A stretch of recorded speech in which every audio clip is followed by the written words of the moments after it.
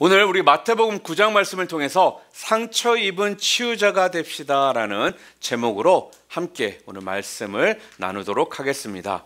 우리가 성경을 보게 되면요, 우리 인간의 어떤 실존을 비유하는 가장 보편적인 비유가 있는데 그것은 바로 양입니다. 그래서 우리는 다 양 같아서라고 성경에는 우리를 그렇게 비유해서 성경에 말씀하고 있습니다. 자, 그런데 어떤 목사님께서요, 양보다는 우리 시대에 진짜 인간의 실존을 비유하는 더 좋은 비유가 있는데 아마 그것은 고슴도치가 아닐까 한다라고 말씀을 했습니다. 그러니까 무슨 말이에요? 우리는 다 고슴도치 같아서. 대부분의 동물들은요, 떼를 지어서 다른 장소로 이동을 합니다.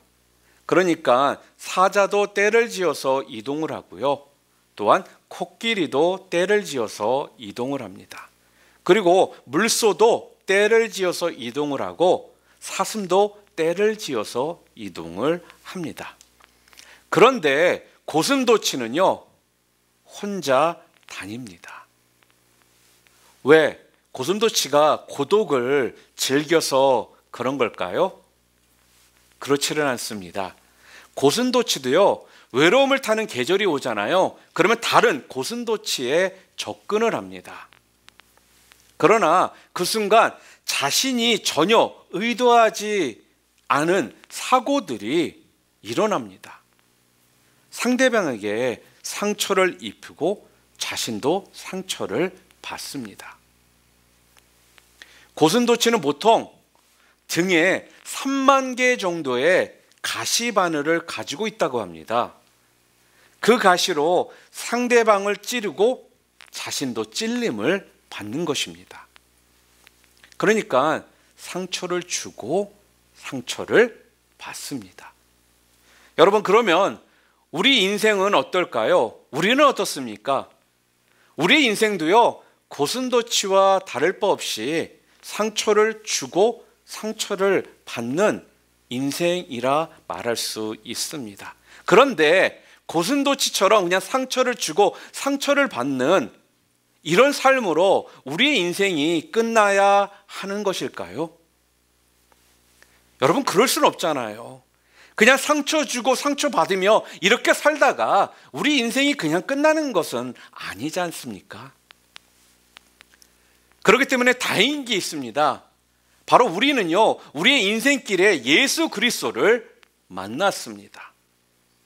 그래서 예수님은요, 우리에게 다가오셔서요, 우리의 그 아픈 상처를 치유해 주시는 분이십니다.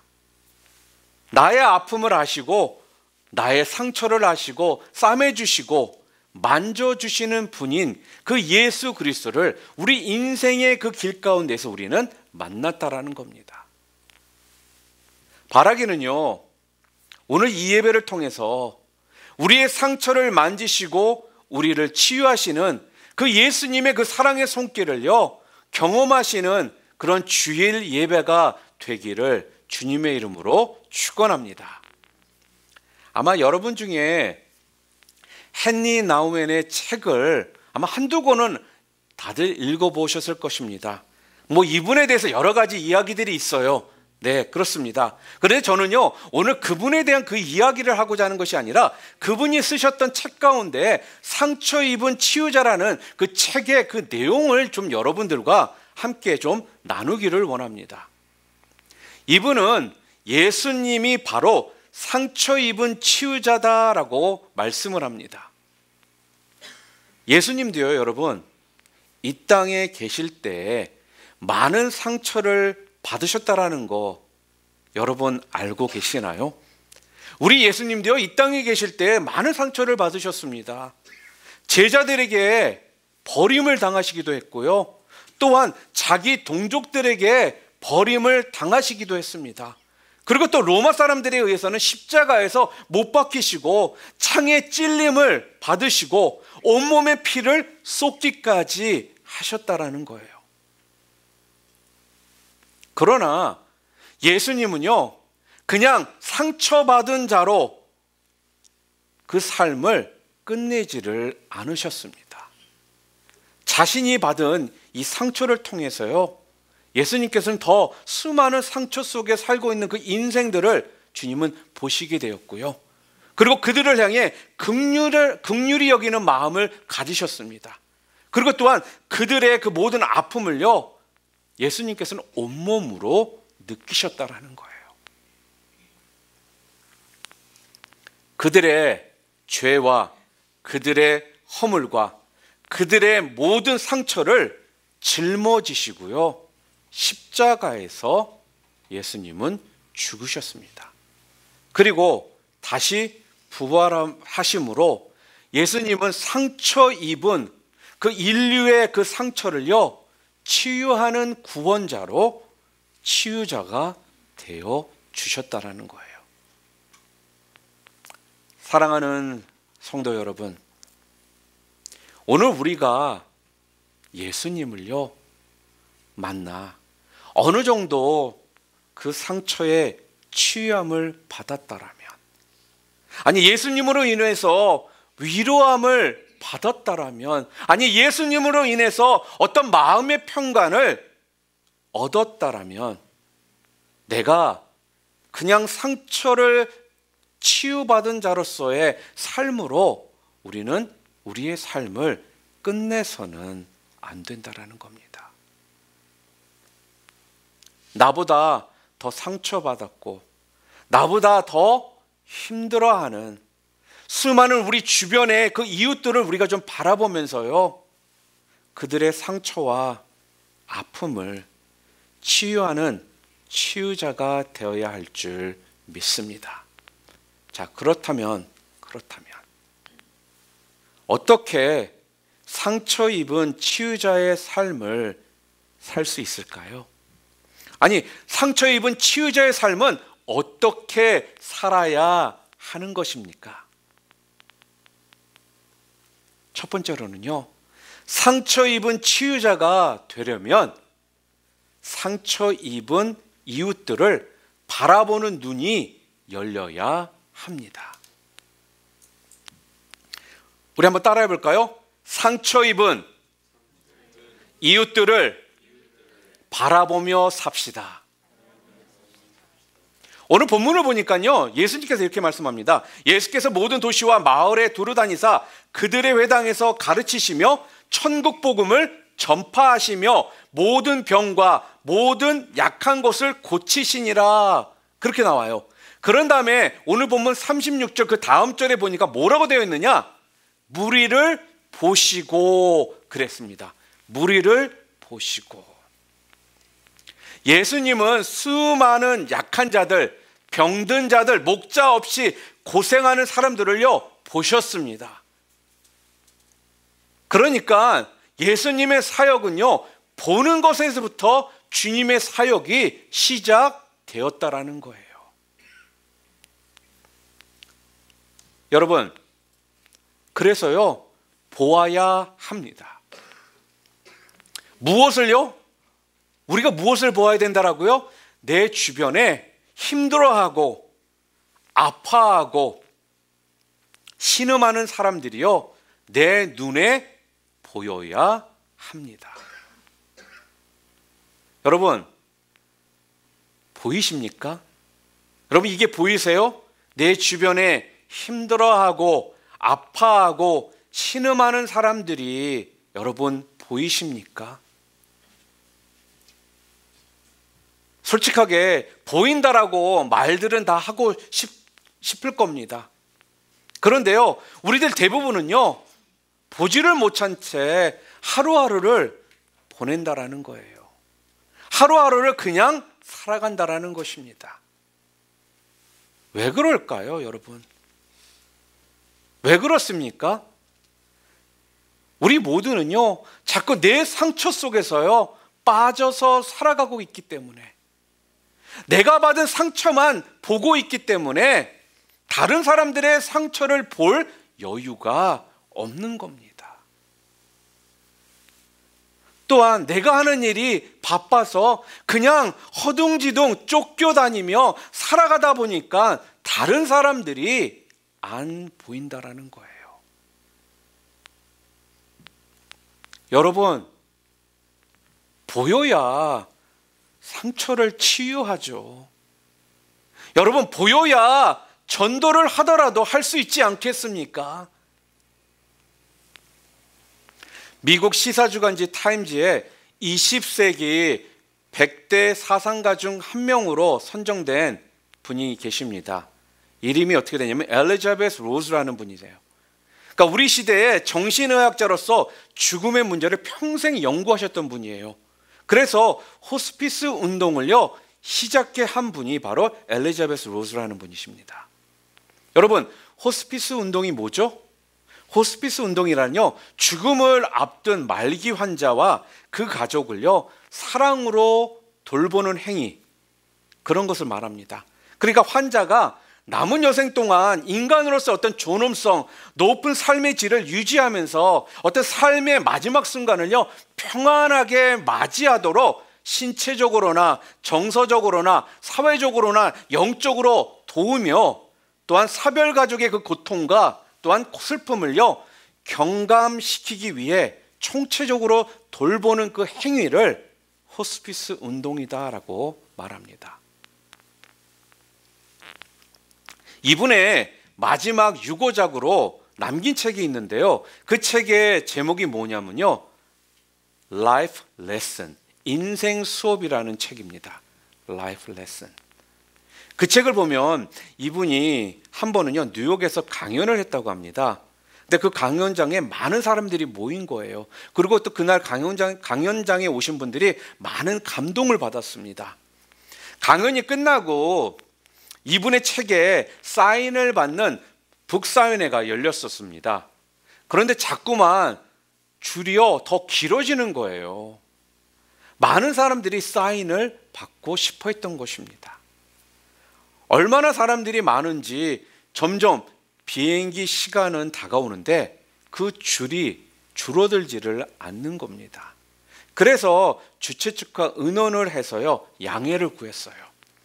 여러분, 죄송합니다. 로스 박사님의 비행기 시간이 다 되어서 죄송하지만 여기에서 북사인회를 마쳐야겠습니다. 많은 사람들이 너무나 아쉬워했습니다. 그 길로 공항으로 가서 비행기 수속을 다 마치고 잠시 화장실로 갔습니다.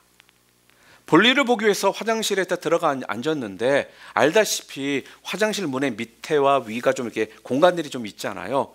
갑자기 책 한 권이 쑥 밑으로 들어오더래요. 그러면서 박사님 사인 좀, 이러더라는 겁니다. 여러분, 얼마나 황당하겠어요. 화장실에 앉아있는데 갑자기 문 밑으로 책 하나가 들어오더니 박사님 사인 좀, 얼마나 황당합니까? 아니, 도대체 누가 이렇게 무례한 행동을 하나. 그리고서 볼일을 다 마치고 문을 열고 딱 나왔는데 그 문 앞에는요 수녀님 한 분이 서 계시더라는 거예요.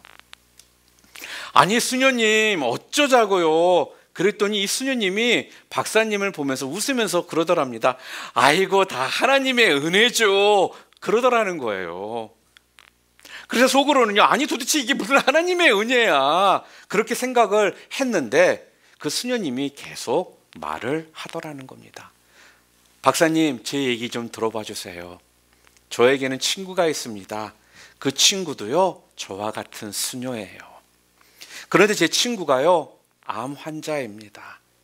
그런데 박사님을요 이 친구가 너무너무 좋아해서요 박사님의 그 강연에 참석을 하고 싶었는데 갑자기 몸 상태가 나빠져서 강연에 참석하지를 못했습니다. 그래서 저를 대신 보냈습니다. 그러고는 강사님의 그 강연을 듣고 꼭 중요한 부분들을 메모를 좀 해가지고 와달라라고 부탁을 했어요. 그리고 또한 할 수만 있다면 박사님의 책에 사인을 좀 받아가지고 오라고.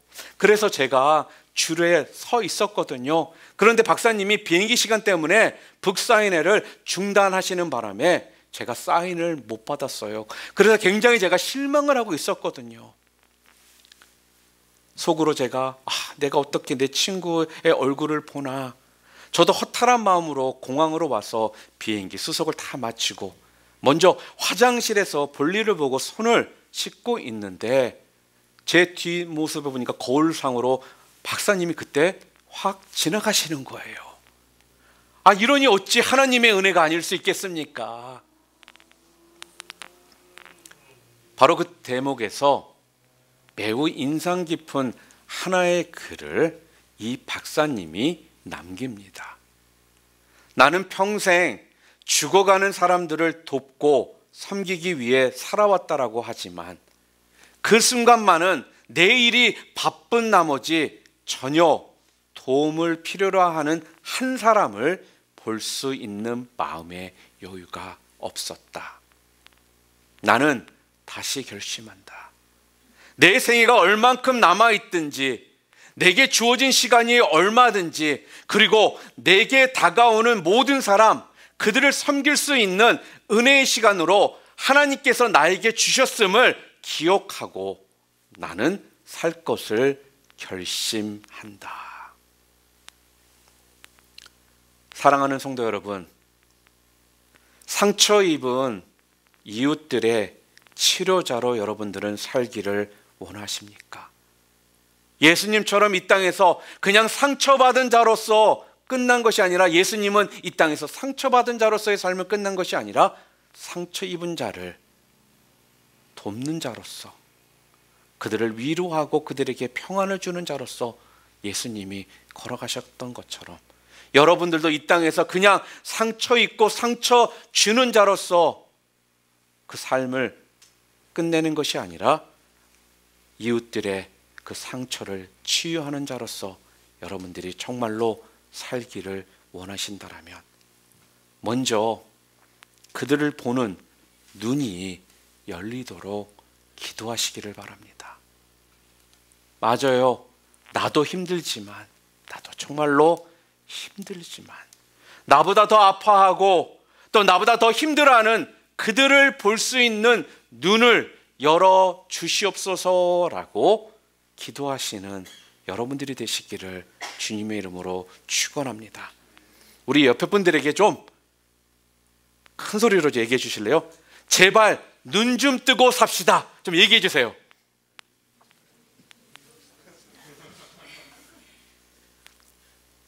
둘째로, 상처 입은 치유자로 우리가 살려면요, 둘째로 상처 입은 이웃들의 그 고통을 더불어 느끼는 그 가슴이 있어야 합니다. 자, 이제 봤습니다. 그런데 보면 뭐예요? 보고도 그냥 지나갈 수 있지 않겠습니까? 마치 선한 사마리아인의 그 비유처럼, 그 비유에 나오는 것처럼 강도 만난 사람을 보고도 그냥 다 지나갔잖아요. 보고도 그냥 지나가면요, 그뿐입니다. 그런데요, 우리 예수님은 다르셨습니다. 오늘 본문 36절에 뭐라고 되어 있습니까? 우리 표준세 번역이에요. 함께 읽도록 하겠습니다. 예수께서 무리를 보시고 그들을 불쌍히 여기셨다. 그들은 마치 목자 없는 양과 같이 고생에 지쳐서 기가 죽어 있었기 때문이다. 뭐라고요? 무리를 보시고 그들을 불쌍히 여기셨다. 그럽니다. 예수님은요, 보신 걸로 끝난 것이 아니라 보시고 그들을요, 어떻게 해요? 불쌍히 여기셨다라는 거예요. 그들을 불쌍히 여기는 그 마음을 예수님은 가지셨다라는 겁니다. 여러분, 영어 성경에 보게 되면은 오늘 본문의 그 말씀, 불쌍히 여긴다라는 이 말은요, 영어로 뭐라고 되어 있냐? compassion이라는 단어입니다. compassion. 그런데 이 단어는 두 단어의 합성어인데요, come이라는 함께라는 뜻과 passion이라는 고난, 고통, 그런 뜻을 가지고 있거든요. 그러니까 이 단어를 합치니까 어떤 뜻이에요? 함께 고통을 느낀다, 그런 뜻입니다. 함께 고통을 느끼는 것이요, 불쌍히 여긴다라는 거예요. 다른 사람의 그 고통을요, 내 고통처럼, 다른 사람의 그 외로움을요, 내 외로움처럼 함께 느끼는 마음, 이게 불쌍히 여기는 마음입니다.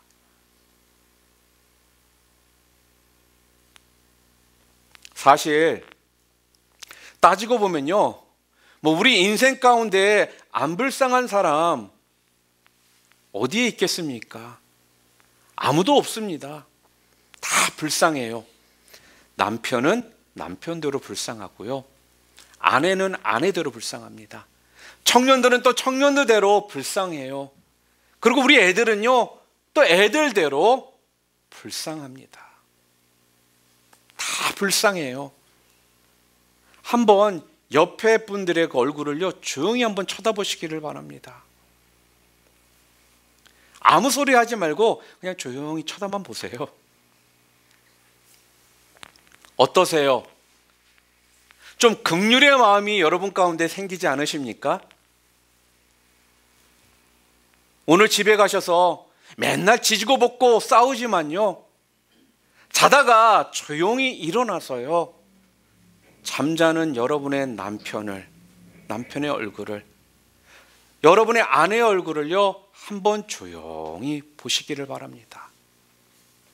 뭔가 분명히 느껴지시는 것이 분명 있을 거예요. 제가 교회를 개척하고 나서부터 기도를 하는데요, 가만히 제가 좀 따지고 보니까요, 제가 제일 많이 하는 기도가 있더라고요. 그게 뭐냐면요, 하나님 좀 불쌍히 여겨 주시옵소서. 하나님 저를 좀 불쌍히 여겨 주시옵소서. 이런 기도를 제가 제일 많이 하고 있더라는 것입니다. 하나님 저를 좀 불쌍히 여겨 주시옵소서. 하나님 그 집사님을 좀 불쌍히 여겨 주시옵소서. 하나님 그 형제를, 그 자매를 좀 불쌍히 여겨 주시옵소서. 하나님 그 가정을 좀 불쌍히 여겨 주시옵소서. 하나님 우리 교회를 좀 불쌍히 여겨 주시옵소서. 그렇게 기도를 계속해서 그런지요, 제 눈에는요, 왠지 잘못하는 게 보이기보다는요, 한 번 한 번 한 영혼이요, 그냥 불쌍한 마음 가운데 불쌍히 여기는 그 마음이 생기더라는 겁니다. 우리 성도들 이 개척교회 섬기느라 정말 고생하구나, 불쌍하다. 지금 코로나 때문에 우리 성도들 힘들 텐데 얼마나 힘들까, 참 불쌍하다. 왠지 이렇게요, 불쌍하게 보이고요, 그냥 마음이 그냥 짠해져요. 그런데 여러분, 이게 하나님이요 기뻐하시는 기도라는 것을 알게 되었습니다. 불쌍히 여겨 주옵소서. 초대교회에 보면요, 초대교회 때부터요, 우리 신앙의 선배들은요, 좀 답답하고 어떠한 어려움이 있잖아요. 그러면 하나님께 이렇게 기도를 했습니다. 한번 따라해 보실까요? 주 예수 그리스도 하나님의 아들이시여, 저를 불쌍히 여기소서. 우리 신앙의 선배들은요, 이렇게 답답하면요, 이러한 기도를 드렸습니다. 그런데 희한하게도요, 이러한 기도를 드리기만 하면요, 기적을 경험하게 되고요, 또한 많은 기도의 응답을 받게 되더라는 거예요. 왜 그럴까요, 여러분? 왜요? 우리 주님이요, 불쌍히 여겨 주셨기 때문에 그렇다라는 거예요. 에베소서 2장 4절에도 보면요, 긍휼이 풍성하신 하나님이 우리를 사랑하신 그 큰 사랑을 인하여 이렇게 말을 합니다. 여기 말씀을 보면 긍휼에 풍성하신 하나님 그랬습니다. 그러니까요, 우리 주님은요, 긍휼이 풍성하신 분이라는 거예요. 그래서 우리가 이런 기도를 드리면요, 주님이 귀를 기울이신다라는 겁니다. 그리고요, 너무너무 좋아하시는 거예요. 사랑하는 성도 여러분, 우리의 이웃들을 정말로 치유하며 살기를 원하십니까? 예수님의 그 발자취를 따라가는 삶을 정말로 여러분 살기를 원하세요? 그렇다면 우리에게 뭐가 필요하다라고요? 바로 우리의 이웃들을 불쌍히 여기는 가슴. 우리 이웃들의 그 고통을 함께 느끼는 가슴이 우리에게 필요합니다. 저는요, 우리가 이런 가슴을 가지려면, 이런 마음을 가지려면요, 무엇보다도 이웃의 입장에 설 줄을 알아야 된다라고 생각합니다. 내 입장에서만 생각하지 말고 상대방의 입장에서 생각하는 것입니다. 남편은 아내의 입장에서, 아내는 남편의 입장에서 생각해 보면요, 아, 우리 남편 정말 불쌍하구나, 우리 아내 정말 불쌍하구나, 힘들겠구나. 목사는 성도 입장에서 우리 성도들 참 불쌍하구나. 그리고 성도들은요, 목사를 위해 기도하면서 아, 우리 목사님 불쌍하구나, 정말 힘드시겠구나. 우리가요, 이렇게 교회 생활을 하잖아요. 그러면요, 얼마나 서로 행복하겠습니까? 우리 가정이 얼마나 달라지겠느냐 하는 겁니다. 그러니까 상대방의 입장에 서는 것에서부터 compassion heart, 무엇이라고요? 불쌍히 여기는 그 마음이 시작되어야 하는 겁니다. compassion heart, 불쌍히 여기는 마음. 그런데 상대방의 자리에 선다라는 게 참 말은 쉬워요. 그렇죠? 사실 쉽지가 않거든요. 안 쉽습니다. 미국에서 목회를 하시는 목사님이 있는데요, 참 전도를 잘하시는 목사님이십니다. 그래서 사람들이요, 이 목사님에게 와서 묻는 거예요. 아니 목사님, 전도의 도대체 비결이 무엇입니까? 아니 어떻게 하면 목사님처럼 이렇게 전도를 잘할 수가 있을까요? 그랬더니요, 그분이 하시는 말씀이 자신은 전도하러 나가기 전에 항상 하나님께 빠지지 않고 하는 기도가 있다라는 거예요. 그 기도가 무엇이냐면요, 하나님, 저 사람을 잘 이해하게 해 주세요. 먼저 이 기도를 꼭 한다라는 거예요.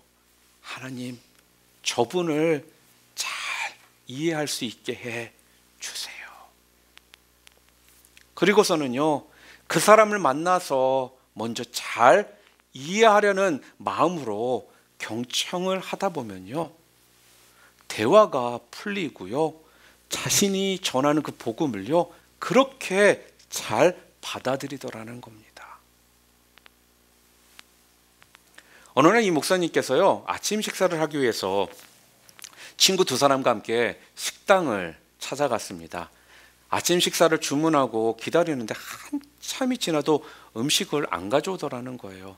그래서 한참 기다리다가 음식이 나왔는데 이 음식을 서빙하는 한 여자가요, 신경질이 났는지 그 음식이 담겨있는 접시를 거의 팽개치듯이 내팽개치듯이 던지고 가더라는 거예요.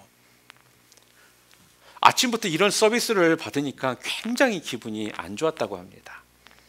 그래서 속으로 불러서 좀 따질까? 아니면 매니저를 불러서 한번 항의를 할까? 그런 생각이 들더라는 겁니다. 그래서 그런데 그 순간요, 기도를 하고 싶은 마음이 들어서 기도를 했다고 합니다. 하나님, 도대체 저 자매가 왜 저러는 걸까요? 혹시 저 자매에게 무슨 사정이 있나요? 그랬더니요, 마음에 하나님이 그러시더라는 거예요. 그래, 사정이 있다. 이 음성을 듣고 나니까 자기 마음 가운데 그래, 그렇다면 이해를 해야지. 사정이 뭔지는 모르겠지만 사정이 있으니까 이해해야지. 그러면서 자기도 모르게 화났던 마음이 진정이 되더라는 겁니다. 어쨌든 식사를 다 마치고요, 나가는데 식탁에 팁을 놓아야 되잖아요. 그때부터 잠깐 생각이, 고민이 되기 시작하더라는 거예요. 그냥 팁을 도대체 내가 얼마를 놓고 나가야 되나, 이런 대접을 받고서 내가 팁을 줄 필요가 있나, 그러면서도 그래 한 3불 주지, 이런 마음을 가졌다고 합니다. $3면 뭐 충분할 거야. 그래서 지갑에서 $3를 이렇게 꺼내서 식탁에 올려놓으려고 하는데 성령님께서 그러시더라는 겁니다. 팁이 적다. 그래서 성령님, 아니 이 아침에 제가 이런 엉망인 대접을 받고 3불이면 이거 충분한 거 아닌가요? 그랬더니 성령님이요, 적다니까 그러시더래요. 그러면 $4요? 조용한 겁니다. 그러면 5불이요? 그래서 아무 말씀이 없으시더라는 거예요. 그 순간 불길한 야감이 찾아오더래요. 성령님, 그럼 10불이요? 그래서 지갑에서 10불짜리 지폐를 꺼내가지고 식탁에 탁 내려놓고 나왔다고 합니다. 그랬더니 잠시 후에 서빙을 하던 이 자매가 10불짜리 이 지폐를 들고는 막 쫓아오더래요. 그러면서 손님 이거 팁 아니죠? 팁 맞는데요. 아니 왜 이렇게 많이 놓으셨어요? 네, 내가 보니까 자매님이 뭔가 굉장히 힘든 일이 있어 보여서 혹시라도 이게 좀 격려의 차원으로 격려가 되라고 좀 힘 좀 내라고 제가 조금 더 팁을 놓았습니다. 그렇게 이야기를 했대요. 그랬더니 그 자매가 갑자기 그 자리에 서서는요, 눈물을 막 흘리더라는 겁니다. 그러면서 이렇게 얘기를 하더래요. 손님, 죄송합니다. 제 서비스가 엉망이었죠. 사실은요, 어젯밤에 제 남편이 저를 버리고 떠났습니다. 그런 일이 있으셨군요. 자매님, 저는 사실 목사예요. 제가 자매님을 위해서 기도를 해드려도 될까요? 그랬더니 네, 기도해 주세요. 그래서 어깨에 손을 얹고 이 자매를 위해 이렇게 기도를 하셨다고 합니다. 하나님, 세상 사람들이 모두 버려도 이 자매를 하나님께서는 결코 안 버리시는 하나님을 믿습니다. 하나님이 얼마나 이 자매를 사랑하는지 알게 하시고 하나님의 사랑 안에서 이 자매가 새롭게 인생을 살 수 있는 용기를 주시옵소서라고 이렇게 기도를 했대요. 그랬더니 이 자매가 막 흐느껴 울더랍니다. 자매님, 하나님은요, 자매님을요 사랑하셔서 2000년 전에 자매님을 위해서 예수님을 보내주셨어요. 혹시 예수님 아세요? 아니요, 저는 몰라요. 그럼 예수님에 대해서 혹시 알고 싶으세요? 그렇게 얘기했더니 네, 알고 싶어요 그러더라는 겁니다. 그래서요, 복음을 전했더니요, 이 자매가 눈물을 흘리면서 회개를 하며 예수님을 영접하더라는 것입니다. 사랑하는 성도 여러분,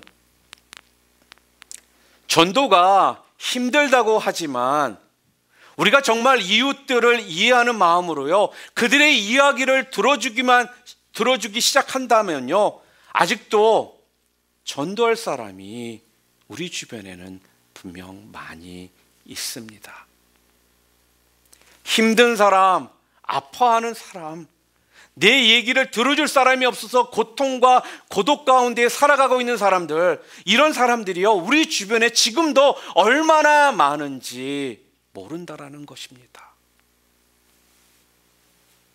사랑하는 여러분, 바라기는요, 오늘 우리의 그 이웃들의 그 고통을 더불어 느낄 수 있는 따뜻한 가슴을 가진 그런 저와 여러분이 되기를 주님의 이름으로 축원합니다.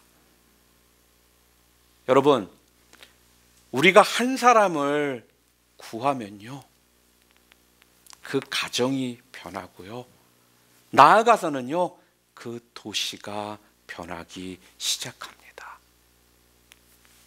노벨상 수상자였던 마더 테레사 수녀에게 어느 날 그녀를 취재하기 위해서 찾아왔던 기자 한 사람이요, 인도의 캘커타 빈민가에 수많은 가난하고 병든 자들을 치료하는 그 놀라운 장면을 목격을 한 것입니다. 그래서 수녀님에게 이렇게 물었다고 합니다. 수녀님, 당신은 어떻게 이 수많은 병자들과 가난한 사람들을 섬기실 수가 있습니까? 그랬더니요, 마더 테레사 수녀가요, 이렇게 대답을 했다고 합니다. 저는 수많은 사람들을 한 번도 생각해 본 적이 없습니다. 저는 그저 날마다 나에게 다가오는 그 한 사람에게 집중을 했을 따름입니다. 여러분, 오늘 우리의 삶의 마당에 분명 다가오는 그 한 사람이 있습니다. 그 한 사람에 여러분 주목해서 그 한 사람을 보시기를 바랍니다. 그가 도대체 무슨 고민을 하고 있는지, 그가 도대체 무엇 때문에 아파하고 있는지, 그의 상처는 무엇인지, 그 사람을요, 오늘 예수님의 그 긍휼히 여기는 마음으로 여러분들이 만나시는 순간 그 사람의 상처는 분명 치유되고 그 사람이 변하기 시작할 것이고, 또한 그 모습을 통해 세상이 변하게 될 줄을 믿습니다. 오늘부터 여러분 모두 상처 입은 치유자가 다 되셔서 우리의 그 이웃들의 그 아픔을 어루만지고 치유하며 그들의 진정한 치유자가 되시는 주님 앞으로 그들을 인도할 수 있는 그러한 치유자의 삶을 살아가는 여러분 모두 되시기를 주님의 이름으로 축원합니다.